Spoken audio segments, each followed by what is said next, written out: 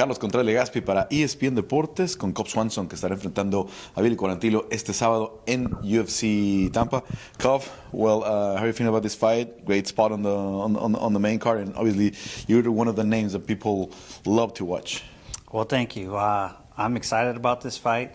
I've been training hard all year, and to get the surprise of a couple weeks ago it being the co-main event, it just made it that much more exciting.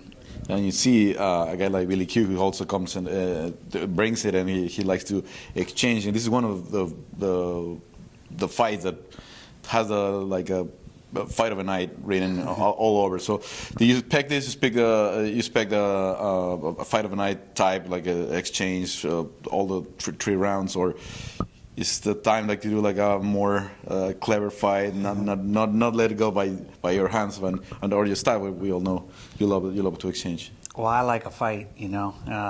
And the way I train at home, I usually don't do rounds. I make people go like 45-minute rounds.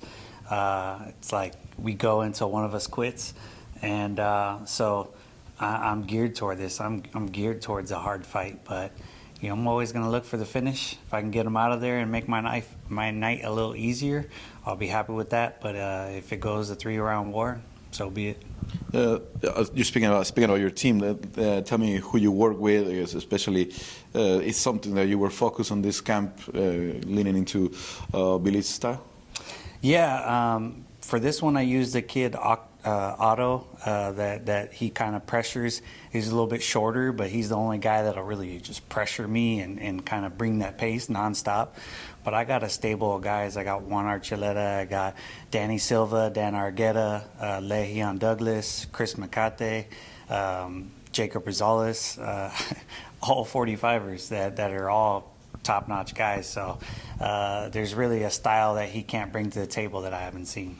You mentioned a lot of names. These guys are either in the UFC or knocking the door because they're having championship fights at LFA and performing well in those kind of promotions. So how are you handling this? Like being a UFC veteran and also a manager and also a coach and also being a team. How hard is to do all these three aspects of the game at the same time? It has its challenges, but nothing I can't handle. You know, I think being a dad is harder than all those. So, you know, being able to juggle the things in life, it's at the end of the day, I'm doing what I love. So I can't complain. And, you know, these guys get to watch me do what I do, and then I get to, you know, help them achieve their dreams. So to me, I wouldn't ask for anything else. It's to say that I'm too busy, it would be silly. Being based in South California, it's obviously a lot of Mexican Americans, a lot of Latinos there. But tell me a little about the progression. For example, someone like Danny Silva in the last couple of years, because it's someone like everyone likes to watch. What we've seen in Contender Series was crazy. What he's bringing in the UFC octagon. Tell me about his evolution, like someone like Danny, who I know trains a lot with you also. I mean, he's an incredible boxer. That's the thing that people don't understand. And then he wrestled in high school. That's what brought him to the sport. He wasn't an MMA fan. He loved boxing. And just seeing his the way he's adapted his style, and I allowed him to, you know, keep his style is very unorthodox. And, you know, I've taken him out to Indio and spar with high-level boxers. He does just fine. And then in the MMA room, he does fine.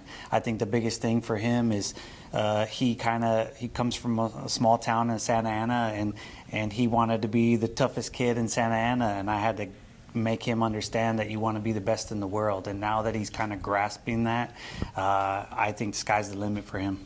He always talk about having a style. Like he wants to be like a Salvador Sanchez, not like Julio Chavez, like yeah. More a smart fighter. Could be because obviously Mexicans love the style, like the Chavez style, like it being in front and a lot of body work. But what do you think Danny brings to you, like when you guys train? Well, the thing about me and him is it's such a chess match, and we make each other miss more than we land, and just that alone keeps our eyes on.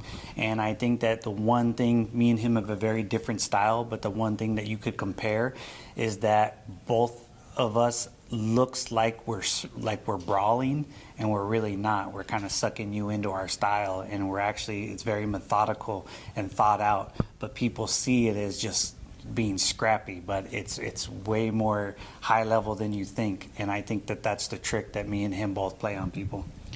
And just next, one of the first clients was Rafa Garcia, right? Uh-huh. So what do you think about, he's coming from tough loss, but what you expect from him like in 2025?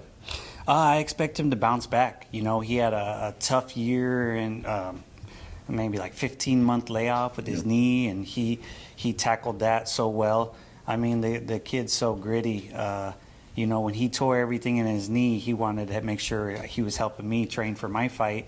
Me and him were running the mountains in Colorado, and he was right there with me. Come to find out that he had tore everything in his knee, and he could do that, push through the pain. So that's the kind of gritty guy he is. But I think that was such a big fight. I think mentally he was a little... he froze up a little bit in the moment, and I think he's going to learn from it, and I think he's going to bounce back and have an incredible 2025. I'd like to see him on the Mexico City card. That's late March, like so the saying is not official yet, but it could be late March. Would be great for him to fight in front of a crowd, because he had something like that in Dallas with all the Latino fans, but he's been fighting in the Apex a lot. So hopefully he gets a crowd. Yeah, I think he does really well in the crowd, especially with the Mexican crowd. He steps up. And really, you have fans from all over the world, but it's always surprising for the Mexican fans when they learn that you have some Hispanic, some Mexican heritage on your blood. So tell me a little about the story, because we always hear this story about the Pancho Villa and your grandpa.